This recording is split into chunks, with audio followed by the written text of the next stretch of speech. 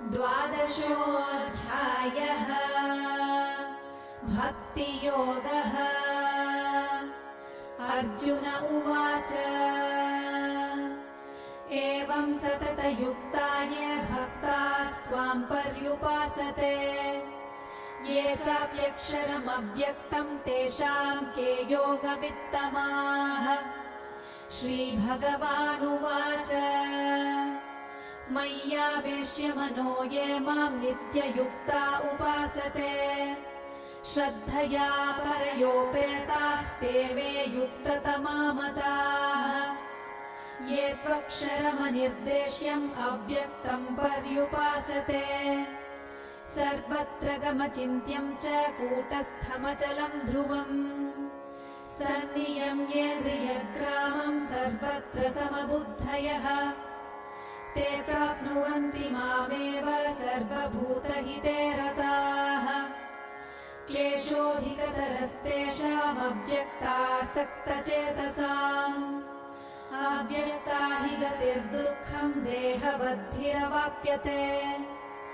ये तु सर्वाणि कर्माणि मयि सन्न्यस्य मत्पराः अनन्येनैव योगेन मां ध्यायन्त उपासते तेषामहं समुद्धर्ता मृत्युसंसारसागरात्। भवामि न चिरात् पार्थ मय्यावेशितचेतसाम् मय्येव मनमाधत्स्व मयि बुद्धिं निवेशय निवसिष्यसि मय्येव अत ऊर्ध्वं न संशयः। अथ चित्तं समाधातुं न शक्नोषि मयि स्थिरम् अभ्यासयोगेन ततो मामिच्छाप्तुं धनञ्जय। अभ्यासेऽप्यसमर्थोऽसि मत्कर्म परमो भव मदर्थमपि कर्माणि कुर्वन् सिद्धिमवाप्स्यसि। अथैतदप्यशक्तोऽसि कर्तुं मद्योगमाश्रितः सर्वकर्मफलत्यागं ततः कुरु यतात्मवान्। श्रेयो हि ज्ञानमभ्यासात् ध्यानात् ध्यानं विशिष्यते ध्यानात् कर्मफलत्यागस्त्यागात् शान्तिरनन्तरम्। अद्वेष्टा सर्वभूतानां मैत्रः करुण एव च निर्ममो निरहङ्कारः समदुःखसुखक्षमी सन्तुष्टः सततं योगी यतात्मा दृढनिश्चयः। मय्यर्पितमनो बुद्धिर्यो मद्भक्तः स मे प्रियः। यस्मान्नो द्विजते लोको लोकान्नो द्विजते च यः हर्षामर्षभयोद्वेगैर्मुक्तो यः स च मे प्रियः।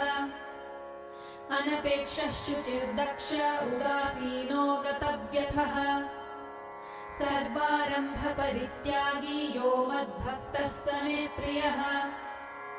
यो न हृष्यति न द्वेष्टि न शोचति न काङ्क्षति शुभाशुभपरित्यागी भक्तिमान् यः स मे प्रियः। समः शत्रौ च मित्रे च तथा मानापमानयोः शीतोष्णसुखदुःखेषु समः सङ्गविवर्जितः।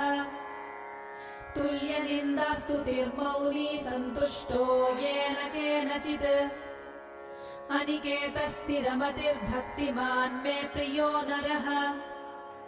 ये तु धर्म्यामृतमिदं यथोक्तं पर्युपासते श्रद्धधाना मत्परमा भक्तास्तेतीव मे प्रियाः।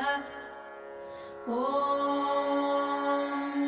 तत्सदिति श्रीमद्भगवद्गीतासु उपनिषत्सु ब्रह्मविद्यायां योगशास्त्रे श्रीकृष्णार्जुनसंवादे भक्तियोगो नाम 12 अध्यायः।